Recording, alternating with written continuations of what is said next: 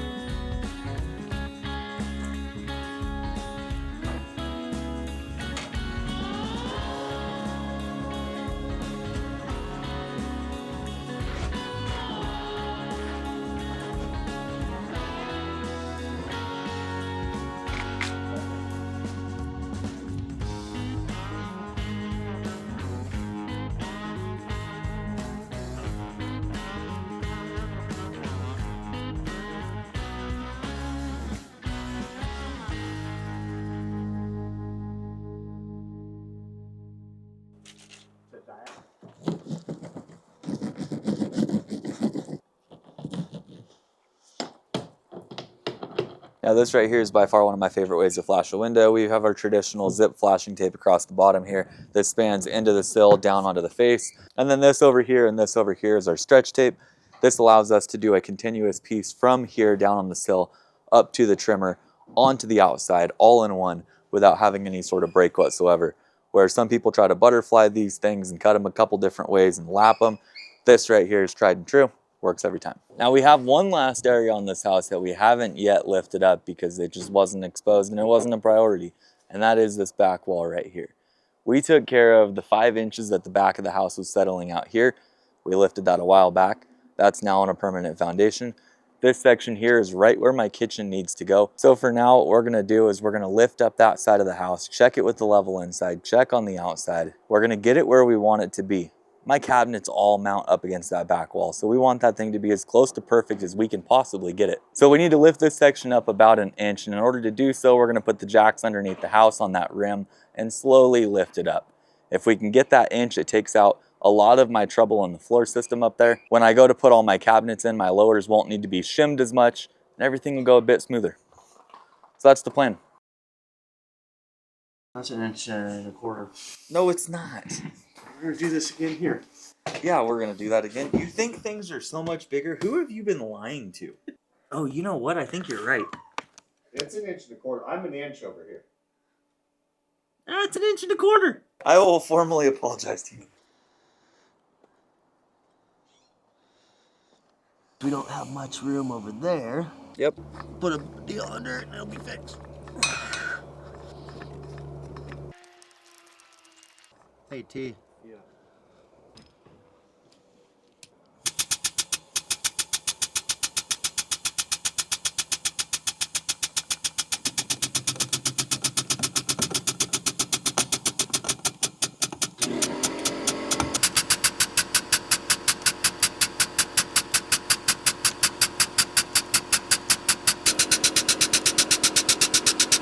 I'm not gonna put my finger in there, but Half inch. I'd say about 3/4.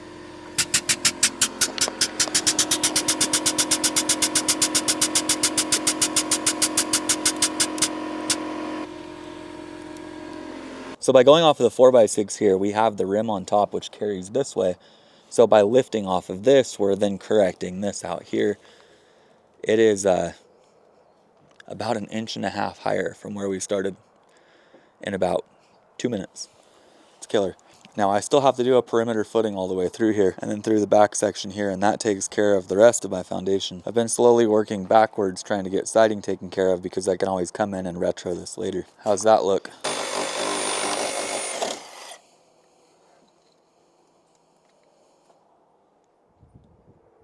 I think we post back down to the concrete here. I'll let off the jack. It'll make the house force that back down and take that hump out. And then all we've got is 8 feet over. If you look down through here, you'll see the next dip we need to jack up.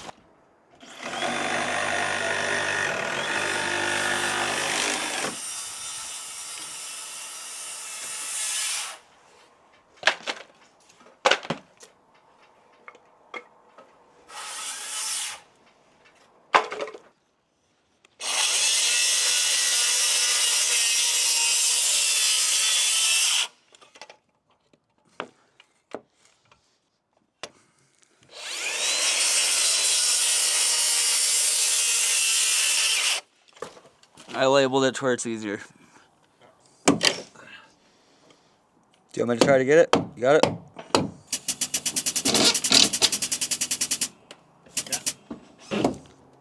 All right.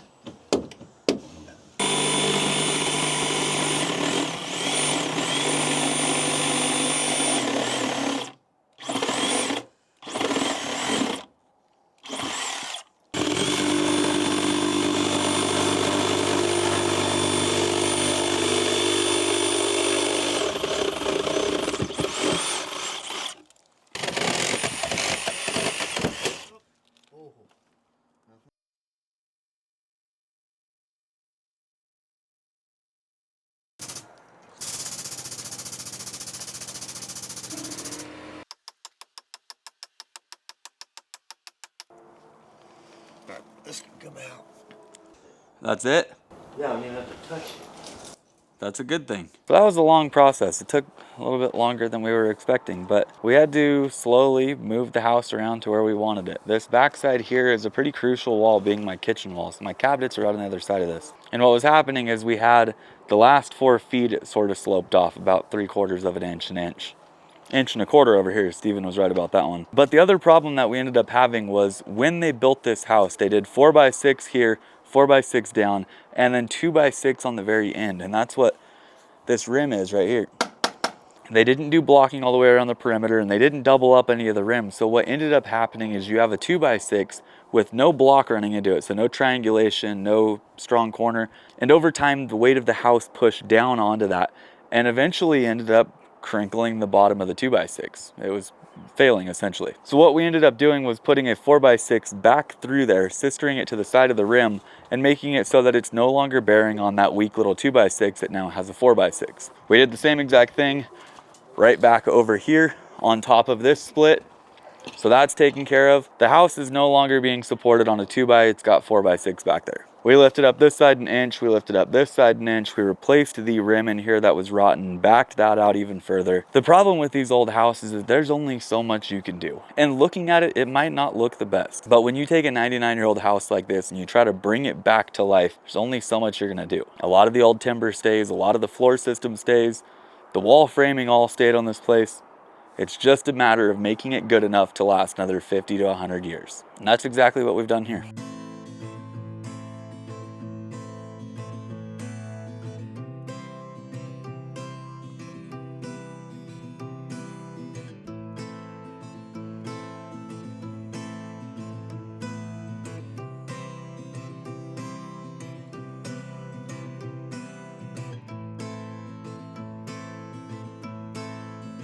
While you'll never look at this side and the other side at the same time, I want both of them to be identical since they're the same length. Hooking in, I am 4 3/4.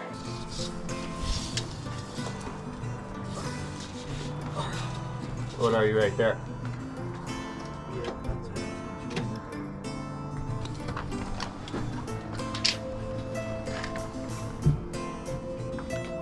That's all you're there.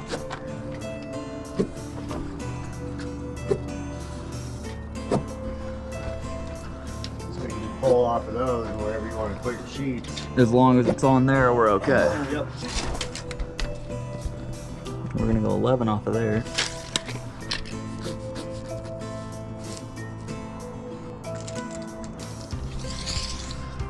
$11.65, and then 33.5 this way.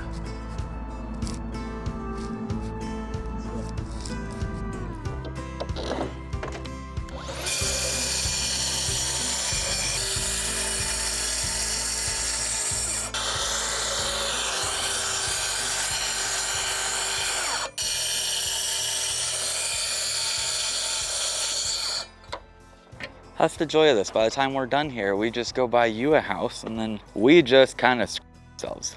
Do you see why? So I accidentally cut this sheet with the shiplap part going that way. Instead of them lapping under, it's gonna lap over. Do you think I should recut this? Why? Because this is on the wrong side. We're gonna fight it the whole time. Just cut. If we can use it in the back, we'll use it somewhere. Okay. First cut of the day. Doing it up T's way. Oh, no, no, no, no.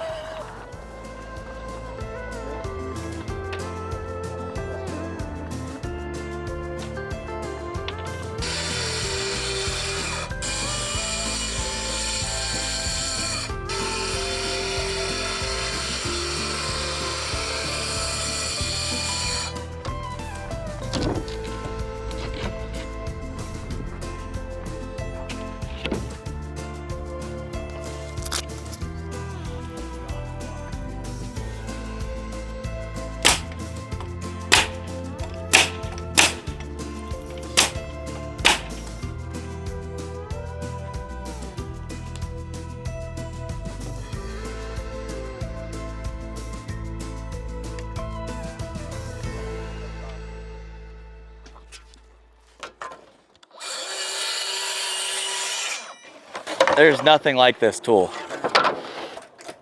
Yeah, it does.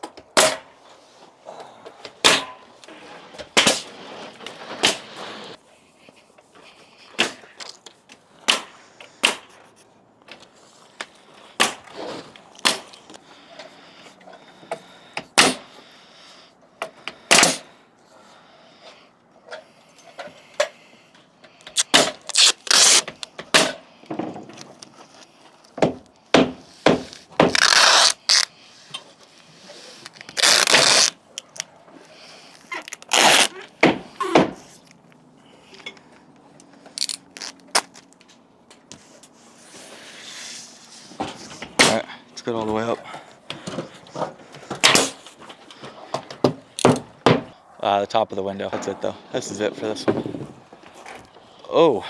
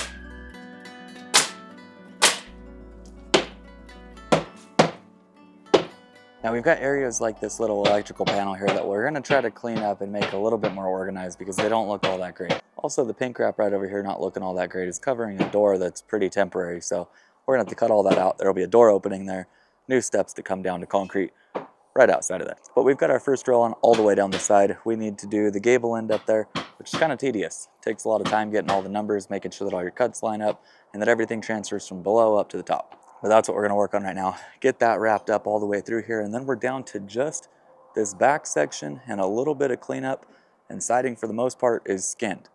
We then have to go back through, trim out all of our windows, trim out all of our doors, trim all the way up the gable ends right here, and then bat every single one of them out. It's actually a pretty fun process. You just get to go crazy, make a bunch of cuts on the miter saw, and you're done. But let's head back out front. We got a couple more cuts to make.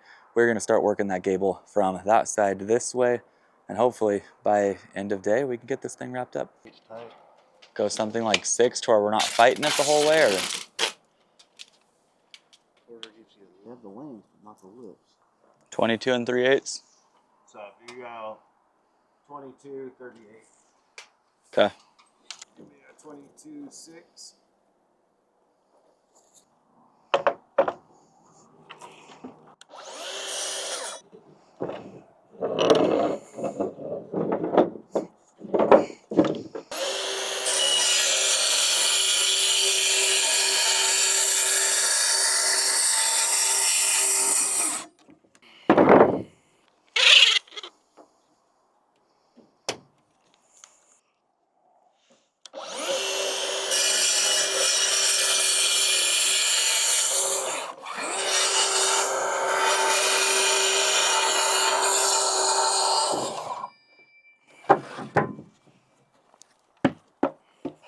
Getting a straighter cut than what you can get with the track saw is next to impossible. I was always one that was against track saws.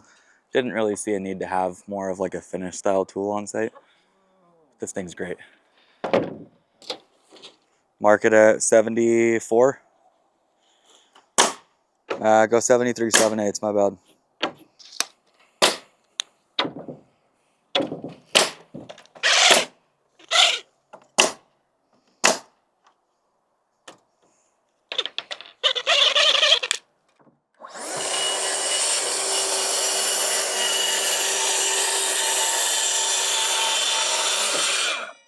That's beautiful.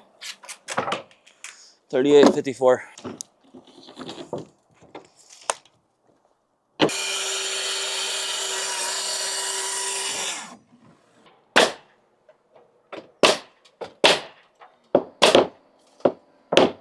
You ladder over here to where you get that.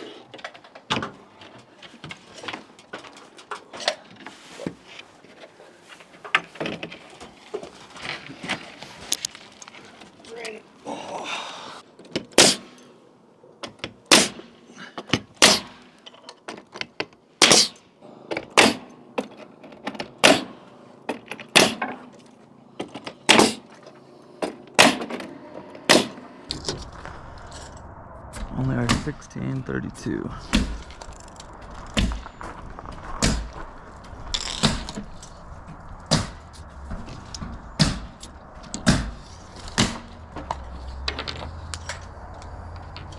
Your shock box lets out so much shock. See that? Squeakers here. Look at that, none.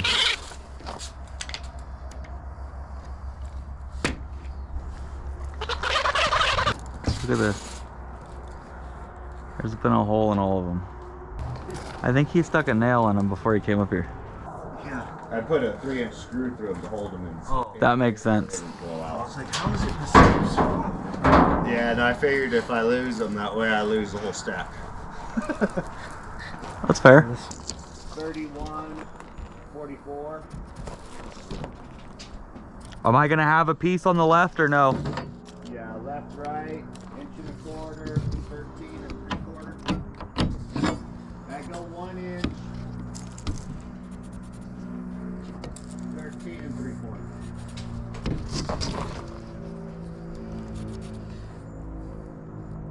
Got it.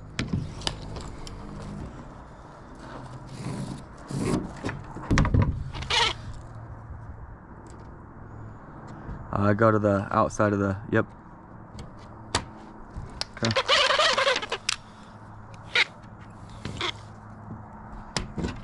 Squeak. Squeak, squeak, squeak.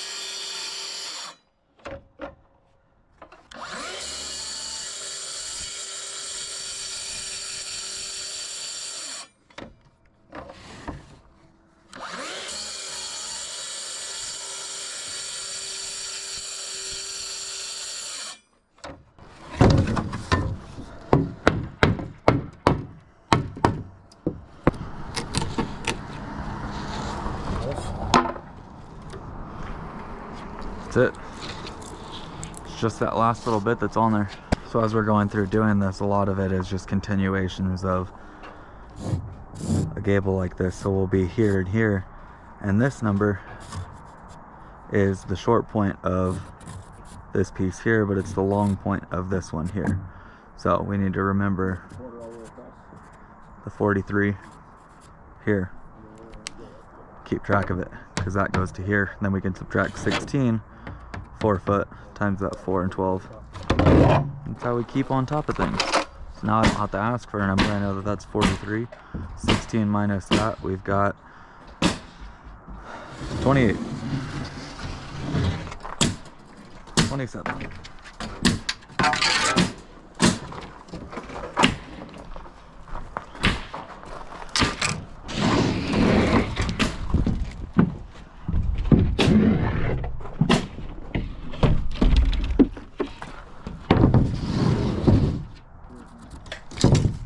Like I told you guys, 43 here, 27 there.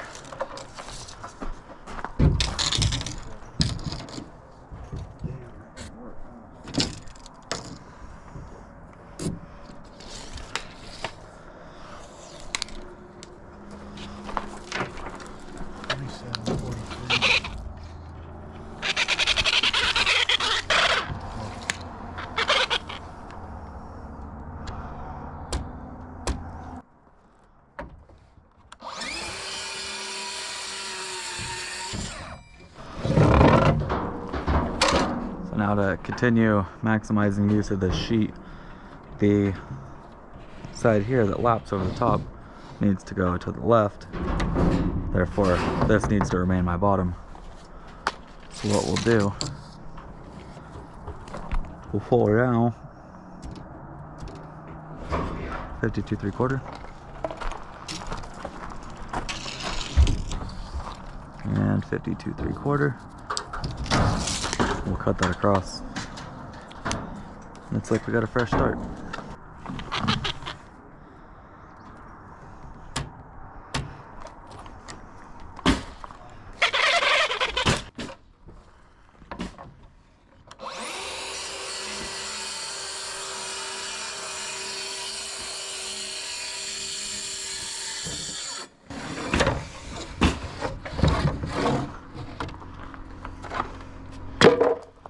we've got a nice straight factory edge again that I can pull off of.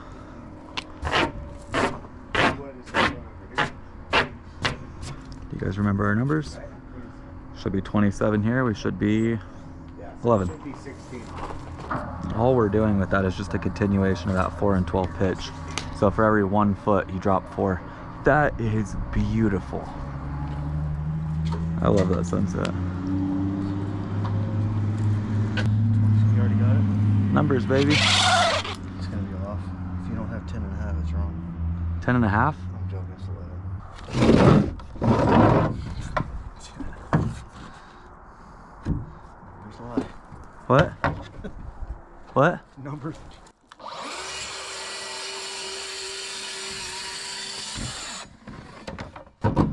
If you think numbers don't lie, you've never had me calculate them. Because I could get you some wrong numbers. They won't if you need something done, but if you pull their power, they'll show up. So now we can trim these out. Did it? This can't bat. Not until I get my foundation. Which kind of sucks. In the next episode, what we're going to be working on is a lot of this exterior over here. I'm missing a piece. I want to get all this taken care of. I have an overhang detail. That is how we're going to wrap up all of this. Essentially what we're going to do is under frame all of it and allow us to attach a new fascia board to it. It's going to hide all of the old paint up there, all the old eaves, and by the time this place is done, you won't be able to tell that it was a remodel at all. It's going to be brand new construction. So we'll frame out what will be an overhang with 2x4, and then we're going to lid this whole entire thing out using LP SmartSide as well.